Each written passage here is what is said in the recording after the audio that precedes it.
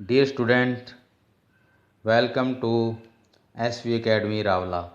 SV academy Rawla की online classes में आप सभी बच्चों का हार्दिक स्वागत है। आज हम क्लास 10th सब्जेक्ट संस्कृत में लेसन फोर रीड कर रहे हैं। जन्म स्व सिंह दंतास्ते गणिय से। इसके हमने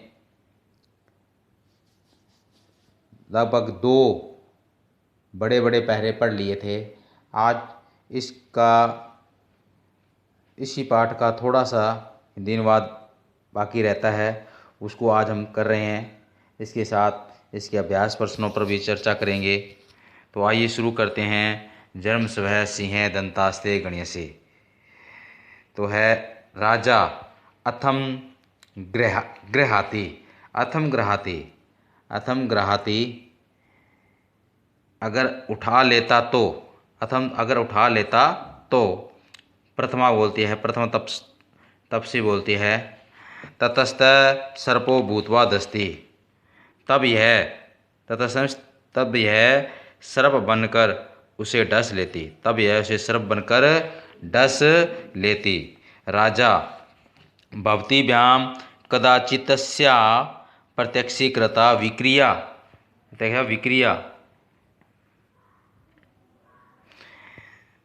क्या आप दोनों ने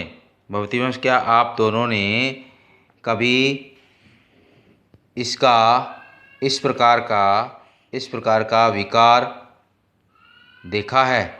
यानी इस प्रकार का विकार देखा है, अर्थात सर्प को यानी सर्प बनकर काट लेते हुए देखा है।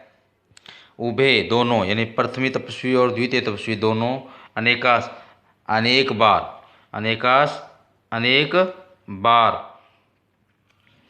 राजा सहर्षम आत्मगतम हर्षपूर्वक अपने मन में कथमिव संपूर्णमपि मे मनोर्थम नाभिनंदामि। कथम किस प्रकार, अभिनंदामि होता है अभिनंदन करता हूँ। तो फिर क्यों न मैं अपने पूर्ण हुए इस मनोरथ को अभिनंदन न करूं। तो फिर क्यों न मैं अपने पूर्ण हुए भी इस मनोरथ को अभिनंदन न करूं। इति बाल परिजवस्ते। एक बार फिर सुनिए। सहर्षम आता है यानी हर्षपूर्वक अपने मन में। तो फिर क्यों न मैं अपने पूर्ण हुए इस मनोरथ को अभिनंदित न करूं। अर्थात कहने का आशय है, अब तो मुझे इस बालक को अपना पुत्र मानकर प्रेम करना चाहिए। इति बाल परिस्वजते। आलिंगन करता है। यह कहकर बालक का वह आलिंगन करता है, मतलब उसे प्यार स्नेह करता है। बाल है मुझे मामे मुझे छोड़ दो। यावना मातुहु सकाशे गमिष्यामि। मैं अपनी माता के पास जाऊंगा। राजा पुत्र मया सहैव मातरम अभिनंदिष्यामि। यानी मैं अपनी माता के पास जाऊंगा। वो बालक कहता है कि मैं अपनी माता के पास जाऊंगा। अब राजा कहता है, पुत्र मेरे साथ ही अपनी माता का अभिनंदन करोगे। बालय मम खलु तातो दुष्यंत है। मेरे पिता तो दुष्यंत है, न तुम नहीं। यानी मेरे पिता का नाम तो दुष्यंत है, तुम नहीं हो। यानी मेरे पिता तो दुष्यंत है, तुम नहीं। राजा सस्मितम मुस्कुराकर ऐसा विवाद एम प्रत्यायति। यह विवाद ही मुझे विश्वास दिलाता है। तो प्रिय बच्चों, ये था संस्कृत में नाटक जन्म स्व सिंह दंतासे गणियस्य से। यानी सिंह मुख खोलो मैं तुम्हारे दांतों को कूटूंगा। इस संस्कृत नाटक का हमने हिंदी अनुवाद आज पूरा पढ़ लिया है। बोर्ड परीक्षा में आपके इस नाटक में से एक संस्कृत व्याख्या आएगी, हिंदी अनुवाद नहीं आएगा, लेकिन हिंदी अनुवाद आपको अवश्य ही याद होना चाहिए। हिंदी अनुवाद याद होने के उपरांत ही आप संस्कृत में व्याख्या कर सकते हैं। अब इसको पद विच्छेद दे रखा है, इन शब्दों को पद विच्छेद आपके स्क्रीन पे दिखाई दे रहे हैं। इनमें पदों में कईयों में संधि विच्छेद है, तो इन पद विच्छेद को सभी छात्रों छात्राओं ने अपने घर बैठकर अपनी बुक से इनको पढ़ना है।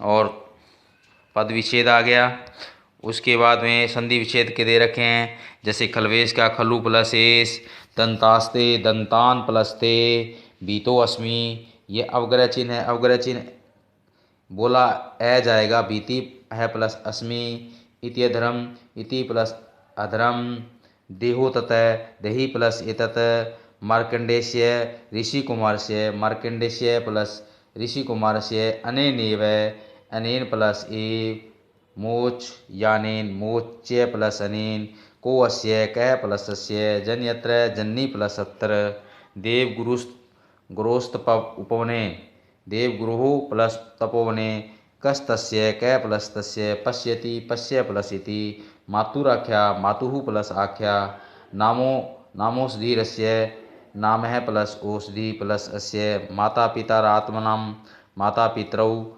आत्मनां, सह प्लस ए। फिर ये समास दे रखे हैं आपकी स्क्रीन पे। अब उसके बाद हैं इसके अभ्यास प्रश्न। अब ये शब्दार्थ हैं, कठिन शब्दार्थ हैं, इन शब्दार्थों को आपने पढ़ना है। जितने भी आपको शब्दार्थ हैं, इन शब्दार्थों के अर्थ एक बार देख लीजिए, ताकि आपको इसका हिंदी अनुवाद करने में किसी प्रकार की कोई दिक्कत का सामना न करना पड़े। अब अभ्यास प्रश्न है, बालकः सिंह शिशो किम गणितुमिच्छति, बालकः सिंह शिशोः किम गणितुमिच्छति, केशान, नखान, दंतान, पादान, तो इसका आंसर होगा दंतान। बालकस्य किम नाम आसीत्, बालकस्य किम नाम आसीत्, बालक का नाम क्या था, सर्वदमनः, घ नंबर। उसके बाद में तापसीकस्य क्रीडनकम आनीतुं गच्छति, तापसीकस्य क्रीडनकम आनीतुं गच्छति, मारीचस्य सर्वदमनस्य, मार्कंडेयस्य दुष्यन्तस्य, तो मार्कंडेयस्य। जात क्रमश में क बालकाय अपराजिता नामौषधिं ददाति, जात क्रम के समय बालक को अपराजिता नाम की औषधि किसने दी, मारीच।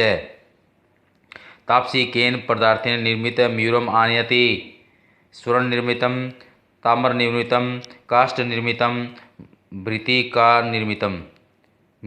निर्मितम, यानी मिट्टी से बने हुए को, यानी तापसी किस पदार्थ से बने हुए मयूर लाती है, मिट्टी से बने हुए मोर को।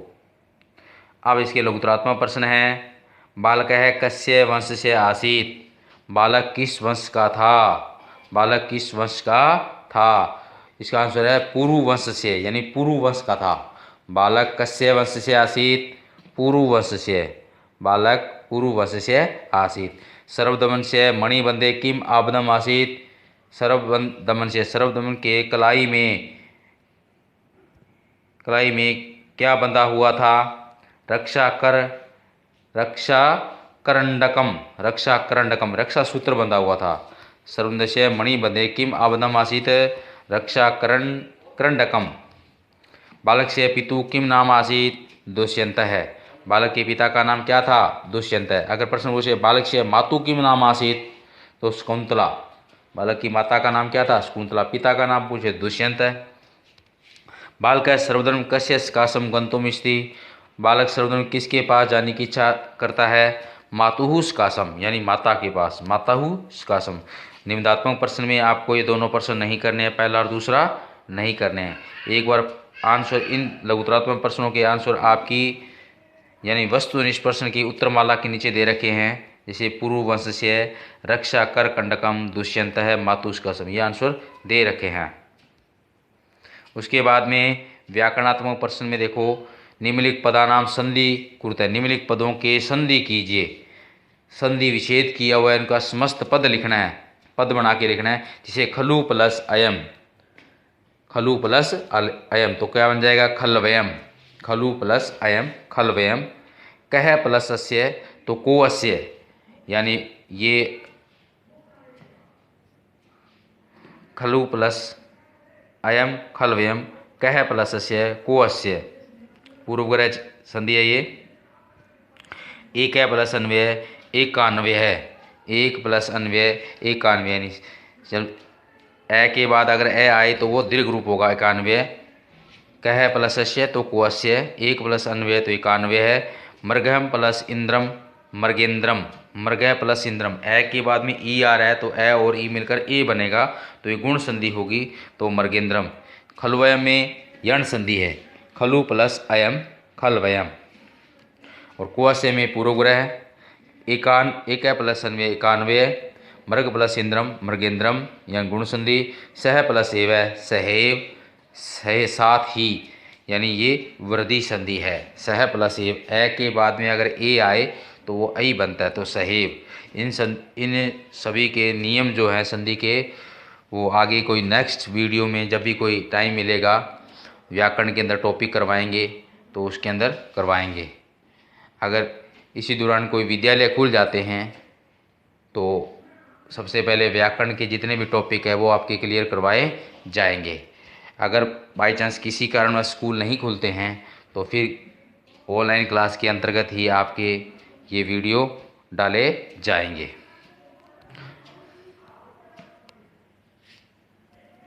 अब है निम्नलिखित पदानाम प्रकृति प्रत्यय। निम्नलिखित पदों में प्रकृति प्रत्यय निर्देशित करो। अब रम्यत्वम दे रखा है, रम्यत्वम में मतलब एक प्रकार प्रकृति धातु है, प्रत्यय छाड़ना धातु है। रम्यत्वम में रम है, रम धातु त्व प्रत्यय, यानी रम प्लस तव रम त्वम। तव प्रत्यय अपने आप में नपुंसकलिंग होता है इसलिए रम त्वम लिखा जाएगा, रम त्वम। केसरिणी ने केसरी प्लस इनी, इनी प्रत्यय का ई शेष रहता है तो केसरिणी बन जाएगा केसरिणी। केसर केसरी प्लस इनी केसरिणी। जनता जन प्लस तल, तल प्रत्यय का ता शेष रहता है तो जन प्लस तल जनता। तल का ता शेष रहता है तो जन प्लस तल, तो जन प्लस तल का ता, तो जन में ता जोड़ दो क्या बन जाएगा जनता। तल प्रत्यय का ता शेष रहता है। अपराजिता में ए उपसर्ग प्रा उपसर्ग जी धातु और कत प्रत्यय। अपराजिता आ प्रा प्लस जी प्लस कत अपराजिता। अब है निम्नलिखित पदार्थना वाक्य प्रयोग या कृत है। निम्नलिखित पदों का वाक्य में प्रयोग करो। इन शब्दों से वाक्य का निर्माण करना है। जैसे बालय बालक का, ऐसा बालय क्रीडति, ऐसा मीन्स यह बालक मीन्स बालक क्रीडति मीन्स खेलता है, यह बालक खेलता है। अपत्यम बच्चे, तस्य अपत्यम इतस्तः भ्रमति, भ्रमति आगे शब्द तस्य अपत्यम इतस्तः भ्रमति, उसके बच्चे इधर उधर घूमते हैं। भ्रमति है आगे दिखाई नहीं दे रहा, भ्रमति है ये। तस्य अपत्यम इतस्तः भ्रमति। और विषय, विषय का अर्थ देश विषय या स्थान। भारत अस्माकं विषय, भारतम अस्माकं विषय, देश है वा का मतलब अथवा होता है। भारतम अस्माकं विषय है, देश है वा। भारत अस्माकं विषय है, देश है वा। जैसे माता च पिता, जैसे माता च पिता च, तो माता और पिता, इसी प्रकार वा का मतलब अथवा होता है। भारत हमारा देश है। विषय का अर्थ यहाँ पे देश के दे रखा है, विषय का भारत हमारा देश है। सर्प, सर्प का मतलब सांप। अयम सर्प कृष्ण अस्ति, यह सांप काला है, कृष्ण मीन्स काला। अयम सर्प कृष्ण अस्ति। अब है निम्नलिखित पदानाम समास विग्रह। निम्नलिखित पदों के समास विग्रह कीजिए। अब विग्रह किए हुए हैं, विग्रह किया हुआ है। निम्नलिखित पदानाम समास विधि है। निम्नलिखित यानी विग्रह किए हुए समास का समस्त पद लिखना है। जैसे माता च पिता च, तो माता च पिता च, माता पितरौ भी लिख सकते हैं या पितरौ, माता पितरौ या पितरौ।